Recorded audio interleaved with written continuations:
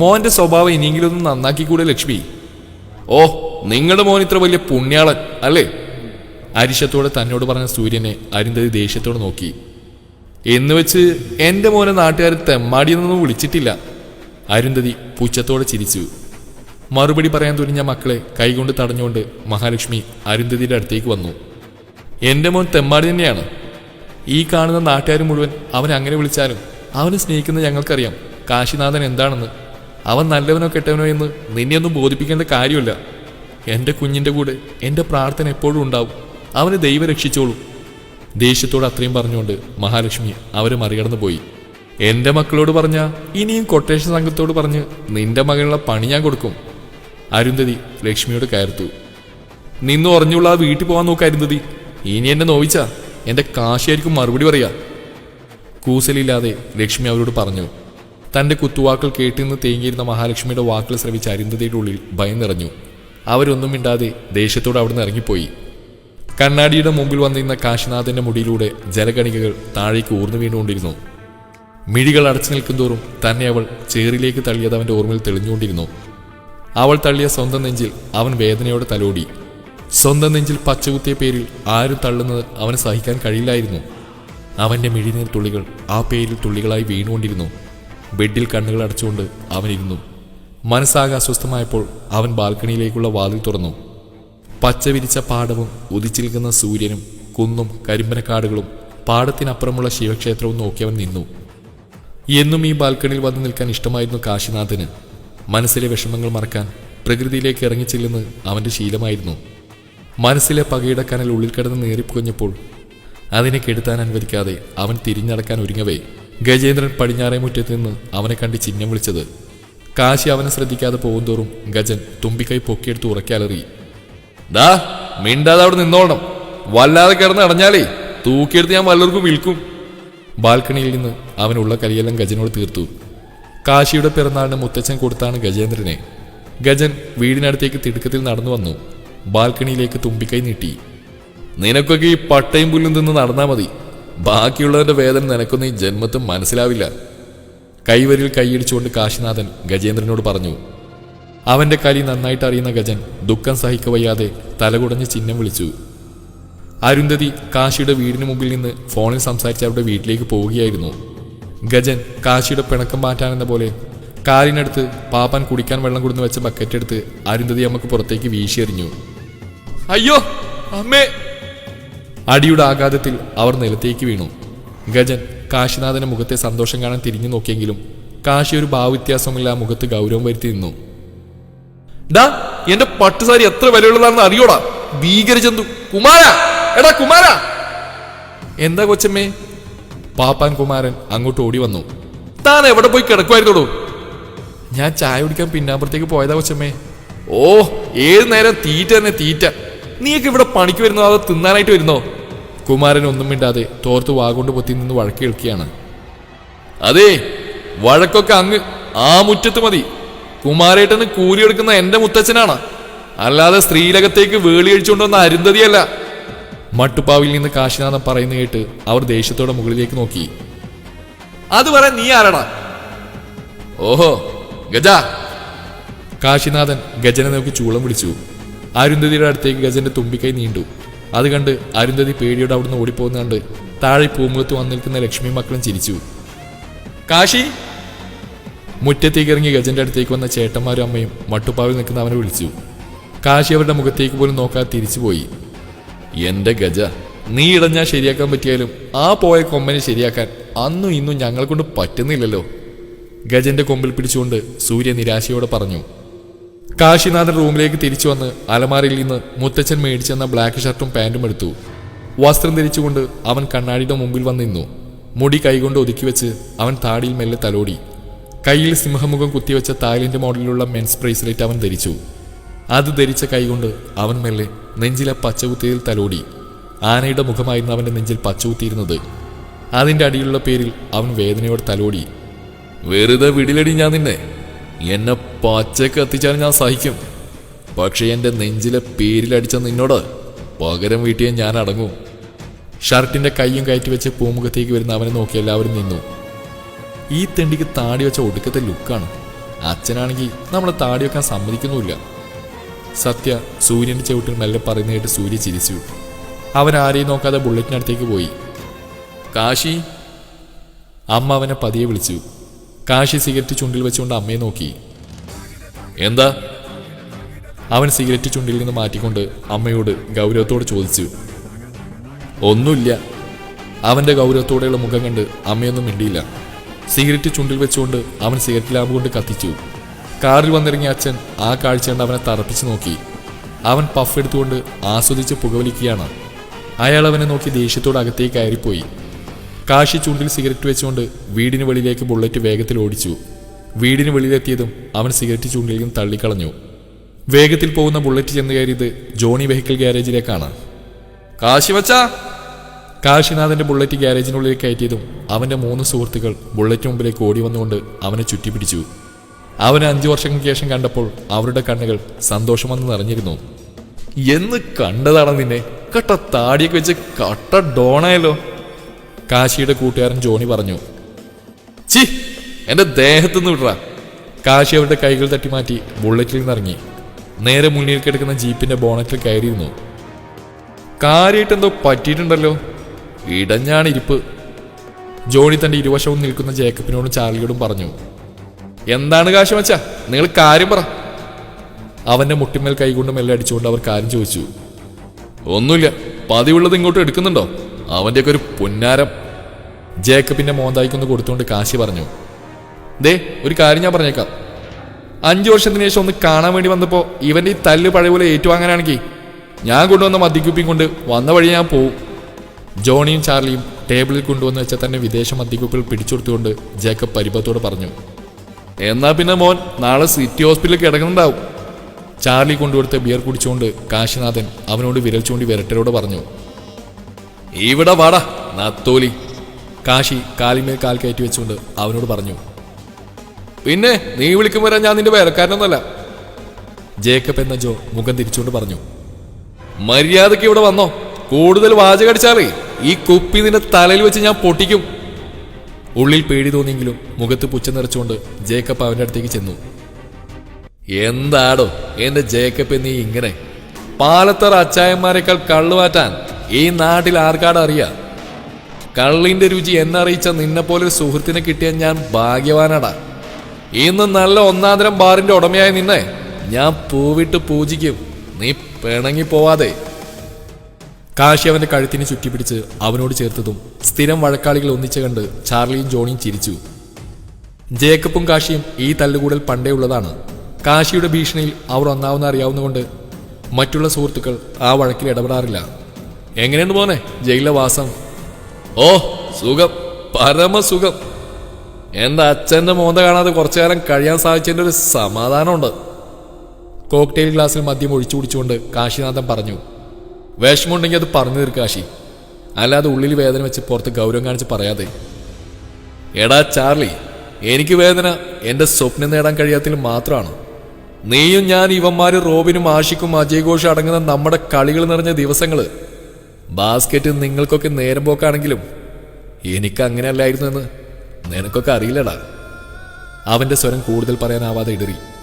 അവൻ ജയിലിലെ വിശേഷങ്ങളെല്ലാം അവരോട് പങ്കുവെച്ചു. ഒരു മാറ്റവും ഇല്ലല്ലേ, അടി ഇടി പൊടിപൂരം.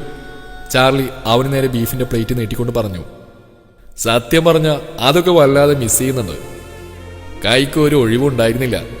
കാശി ബോട്ടിലുള്ള അവസാനത്തെ മദ്യം കൂടി വായിലേക്ക് തള്ളിക്കൊണ്ട് പറഞ്ഞു. എന്താ തല്ലുണ്ടാക്കാൻ തോന്നുന്നുണ്ടോ? ഉണ്ടല്ലോ, തരട്ടെ 3 എണ്ണത്തിനും. കാശി കൈകൾ കോർത്തുകൊണ്ട് തലക്ക് പുറകിലേക്ക് വെച്ച് അവരോട് പറഞ്ഞു. ഞങ്ങളെയോ? വായിലുള്ള മദ്യം ഒറ്റയടിക്ക് ഇറക്കിക്കൊണ്ട് അവർ 3 പേരും ചോദിച്ചു. അല്ലാതെ ഇവിടെ ഇപ്പൊ ആരാണ്? എനിക്കാണെങ്കിൽ ഒരു അടി ഉണ്ടാക്കാനുള്ള മൂടാണ്. കാശി കൈകൾ വിടർത്തി എഴുന്നേറ്റു.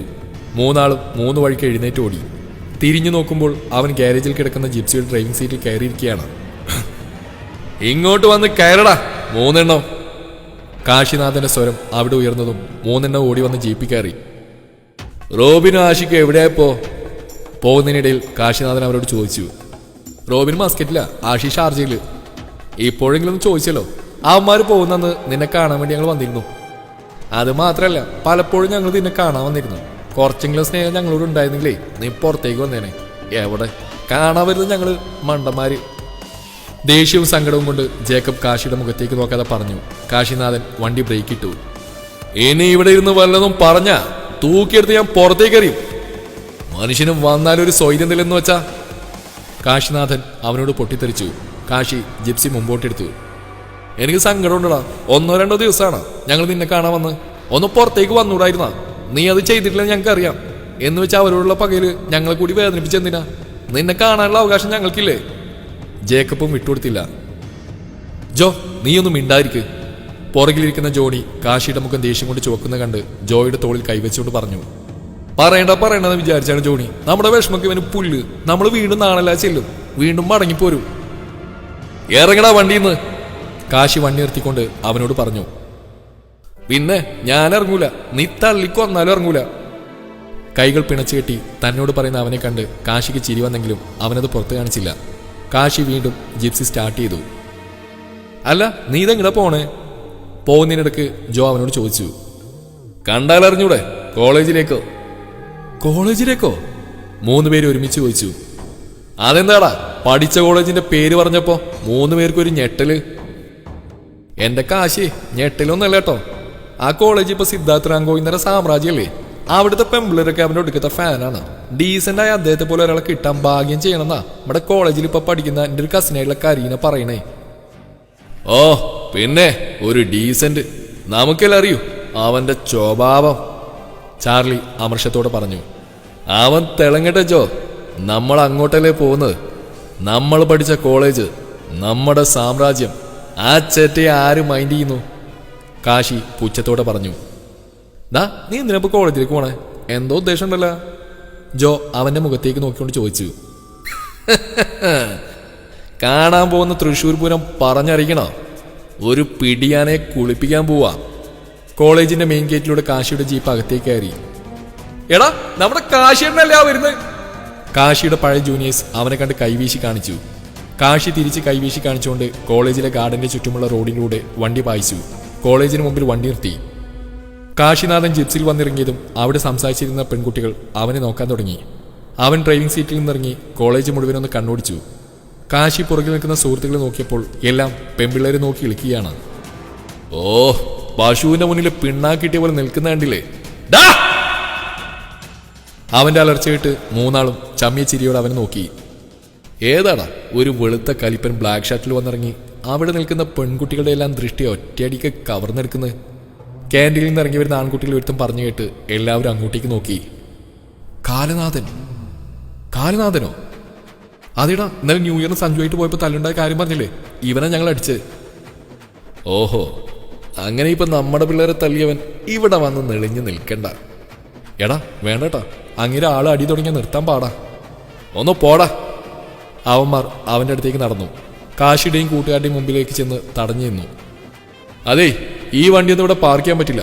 പാർക്കിംഗ് അവിടെ. സ്ഥലം കണ്ടില്ലേ? നമ്മളാരാണാവോ? കാശി കൈകൾ പിണച്ചിട്ട് അവനോട് ചോദിച്ചു. ഞാനാരാണെന്ന് തന്നോട് പറയേണ്ട കാര്യമില്ല. പറഞ്ഞതനുസരിക്കടാ കാലനാഥ. അവൻ പറഞ്ഞു തീരുന്നതിന് മുമ്പേ കാശിനാഥൻ അവന്റെ മൂക്കിനിട്ട് ഇടിച്ചിരുന്നു. ആഹാ, അടിക്കാൻ മുട്ടി നിൽക്കുന്നവന്റെ മുമ്പിലേക്കാണല്ലോ കർത്താവേ നീ ഈ കുഞ്ഞാടിന് ഇട്ടുകൊടുത്തത്. കാത്തോളണേ. ചാർലി ചിരിയോടെ ജോയുടെ തോളിൽ കൈവച്ചു. അയ്യോ കാശി ചേട്ടാ, എന്റെ അനിയനാണ്, ഒന്നും ചെയ്യല്ലേ. സഞ്ജുവിന്റെ കൂട്ടുകാരന്റെ മൂക്കിനിട്ടിടിക്കുന്ന കാശിയോട് ഒരാൺകുട്ടി ഓടി വന്നുകൊണ്ട് പറഞ്ഞു. കാശിയുടെ ജൂനിയർ ആയിരുന്നത്. ബിബിൻ.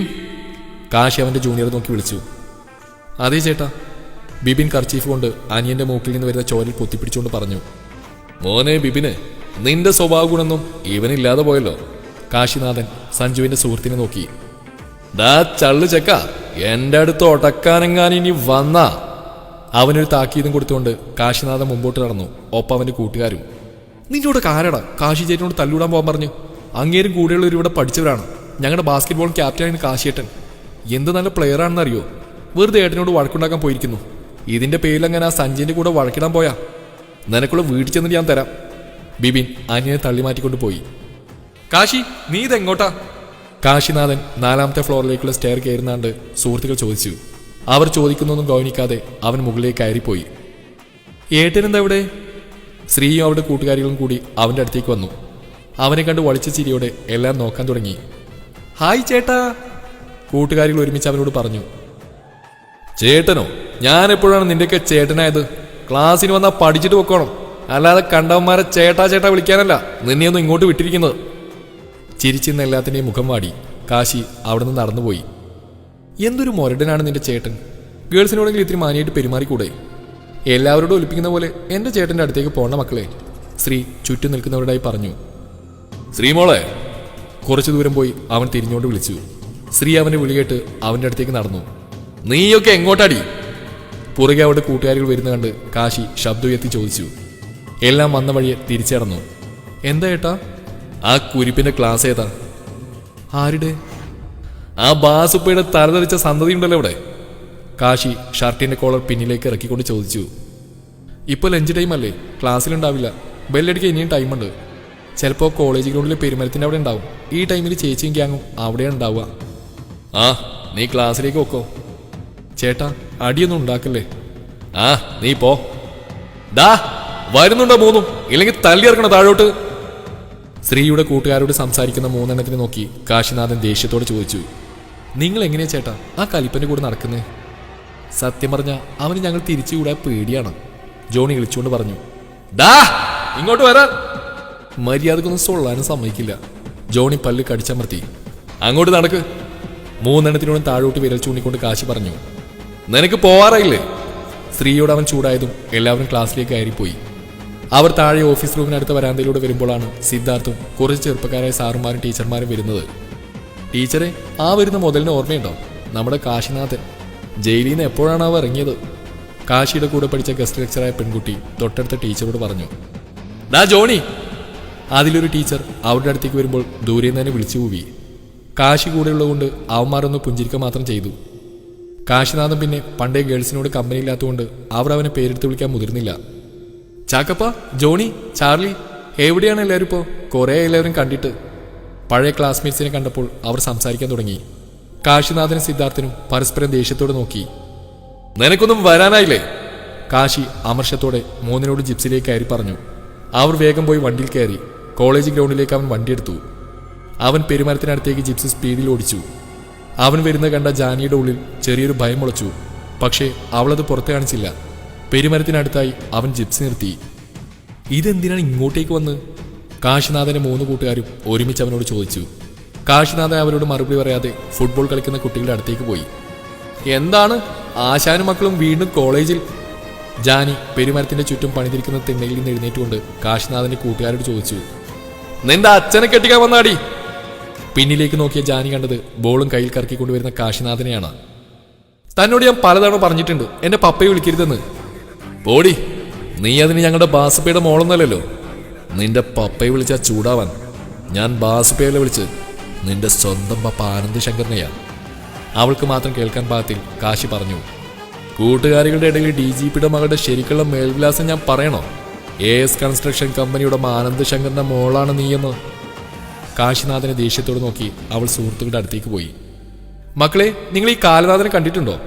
ജാനിക കൂട്ടുകാരിയോട് ചോദിച്ചു. ഇല്ല, നീ കണ്ടിട്ടുണ്ടോ? പിന്നെ എൻ്റെ വീടിന്റെ മുമ്പിലാ കാലനാഥന്റെ വീട്. ഒരു പണിയില്ലാതെ തേരാപ്പാര നടന്ന് കണ്ട ജിപ്സിയുടെ ആനയുടെയൊക്കെ മുകളിൽ കയറിയിരുന്ന് ബോൾ ഇറക്കലാണ് ഇപ്പോഴത്തെ മെയിൻ പണി. കൂട്ടുകാരികളും ജാനിയും കൂടി ആക്കി പറഞ്ഞുകൊണ്ട് ജിപ്സിയുടെ മുമ്പിലൂടെ നടന്നുപോയി. ഡാ, നിന്നെയല്ലേ അവള് പറഞ്ഞിട്ട് പോന്ന്, പിന്നെ നീ എന്തൊന്നും പറയാതിരിക്കുന്നത്? അവള് പറയട്ടടാ, അവള് പറയട്ടെ, കൊച്ചു കുഞ്ഞല്ലേ, ഓട്ടെ. കാശി അവൾ പോകുന്നു നോക്കി ബോൾ കറക്കിക്കൊണ്ട് ജിപ്സിയുടെ ബോണ്ടിൽ നിന്ന് വേഗം ചാടിയിറങ്ങി. ഡാ കാലനാഥ, പോടാ. അവളും കൂട്ടുകാരികളും ഒപ്പം തിരിഞ്ഞെന്ന് പറഞ്ഞതും ജാനകിയുടെ നെഞ്ചിലേക്ക് ബോൾ ശക്തിയായി വന്നിടിച്ചു. അവൾ പുറകിൽ കെട്ടിയിരുന്ന മഴവെള്ളത്തിലേക്ക് വീണു. തുടരും ഈ കഥയുടെ ബാക്കി ഭാഗം നാളെ ഇതേ സമയം.